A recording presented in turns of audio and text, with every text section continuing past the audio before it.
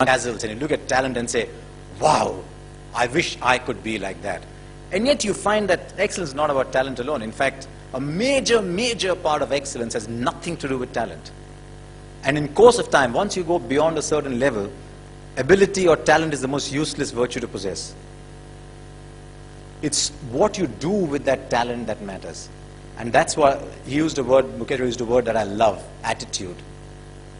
Beyond a point, it is attitude that counts for far more than talent. Because talent breeds an ego. And talent never solves problems beyond a point. And I was fascinated by something that Sandy Gordon said when we were doing a program together. Because I had seen a lot of young cricketers, extremely talented, who the moment they faced a roadblock did not know what to do. Because they had never had to struggle to succeed. They always used their talent to succeed. And Vinod Kambli is an example of that. The moment Courtney Walsh bounced him in Bombay, he was 22 years old. Was he? Yeah, he was 22 years old then. In 1994, he was 22 years old. Didn't know what to do, did not play a test match after that.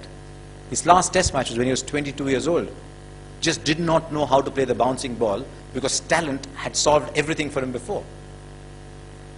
In the Australian Army, when they are, and this is something that doesn't come from sport, but it's something a sports scientist told me, that when they're building an elite core team, they look at your career record, your track record, and if you've never failed, they don't pick you. They don't pick you because they say, if this man experiences failure, will he know what to do? They pick people who failed and bounced back. And that is where your attitude comes through. And, I mean, let's look at excellence. What is excellence about? It's about being in the top 10% in your profession. I mean, I know I'm talking to people who want to be in the top 1%, but there are a lot of ordinary people around us around. So let's say top 10%.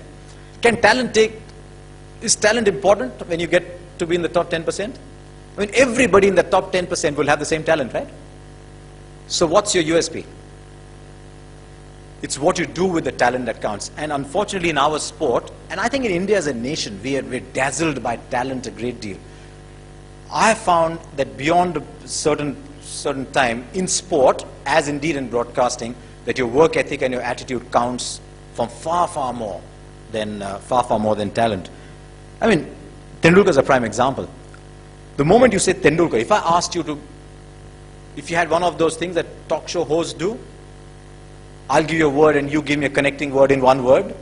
You say Tendulkar, you'll say talent, right? He played 55 games as a 14-year-old without a break. 55 days.